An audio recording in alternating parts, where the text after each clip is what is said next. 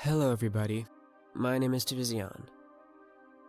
Now, before we start today's video, I just wanted to let everybody know that I am no longer going to do gaming on Tyvizion. Instead, I'm going to focus and post more narration type videos, as well as music covers and the like. And remember, if you like this video, be sure to slap that like button, subscribe to the channel, and turn on notifications. That way, you help support the channel, and you'll be notified whenever I post a new video. Now, without further ado, let us begin. I locked eyes with a Wendigo. Did it curse me? By Inky the Raven.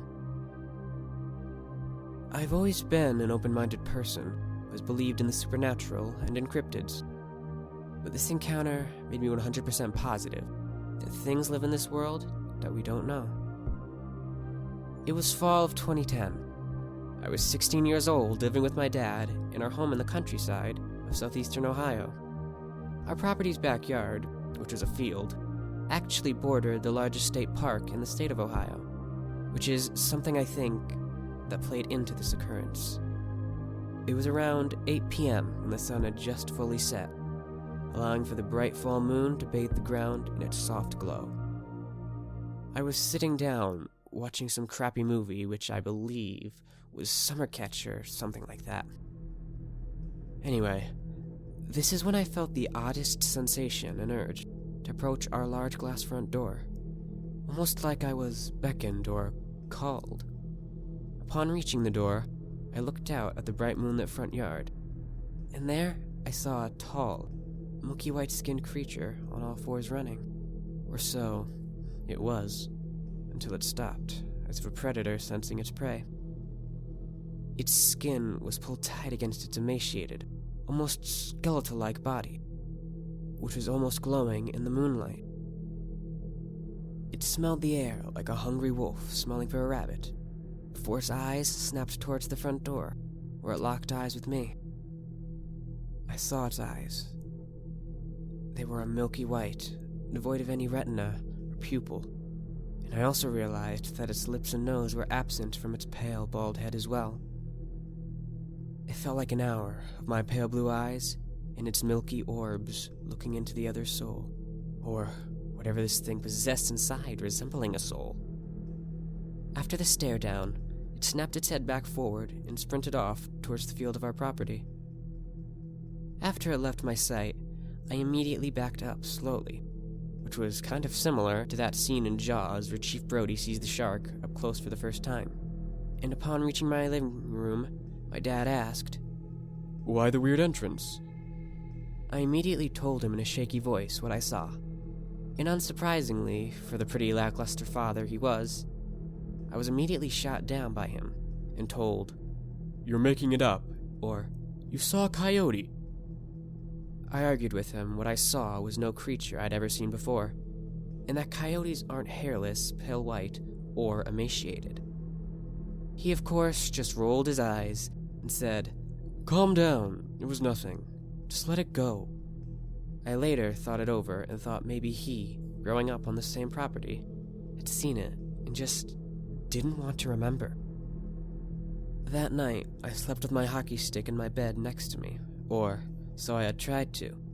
But alas, sleep eluded me, and I spent the next day nodding off in class as I tried to shake this weird feeling that locking eyes with that creature had brought me. I began to slowly relax and pushed it to the back of my mind, only being reminded whenever the sun went down daily and I had to let my Dachshund puppy out every night to pee. But every so often, I'd look out at the dark woods of the state park in our backyard and feel like it was staring back at me, as if it was waiting for its chance to come closer than before and make me sorry that I ever locked eyes with it. After high school, I moved in with my mom in the city because of a mixture of a bunch of different things.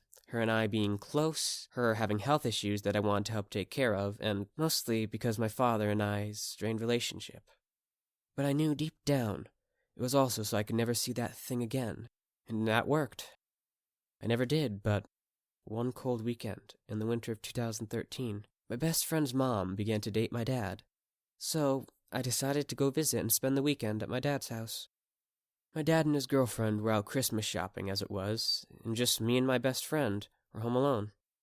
Mostly with the company of the dogs. We needed to let them out to pee, so we opened the sliding back door to let them out, but we were hit with a deafening silence outside, as if nature in the nearby highway was muted. I immediately felt the feeling of those eyes in the woods, looking at me, and was brought back to that night years earlier. I told my friend to immediately shut the door, and that the dog could just pee inside, which would get me a tough lashing from my dad, but so be it to escape this thing getting closer, or even seeing me again. Now comes the part that has, of the last few months, bothered me. It made me feel like as if that night in 2010 left me cursed. Over the years after this, I've been in 2 car accidents, nearly died of appendicitis, had the worst string of bad luck, went through a period of time where I nearly killed myself, from depression, along with other straight-up horrible instances where I felt cursed.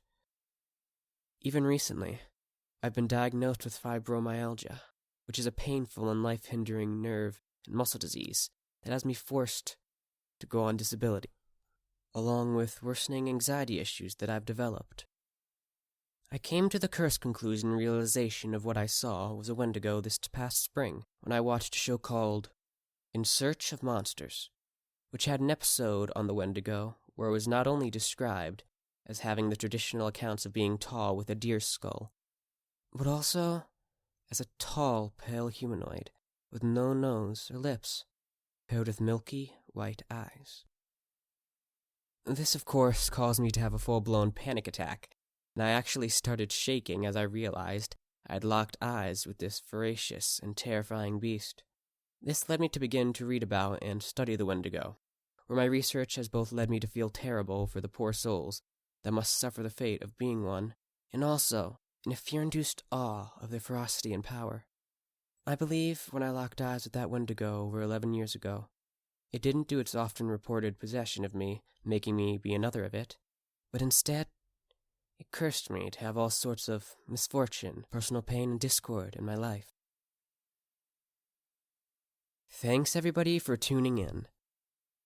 Now, I would like it if you guys could, leave a comment down below, like, telling me how you liked this story. And also, how you thought my narration was. This is my first narration type video, and I'm still new to Audacity and all the audio software. But yeah, just leave a comment, telling me if I did okay or not. And if any of you know any audio stuff, you can help me by giving me tips to improve. Anyway, thanks for watching this video, and have an excellent spooky night.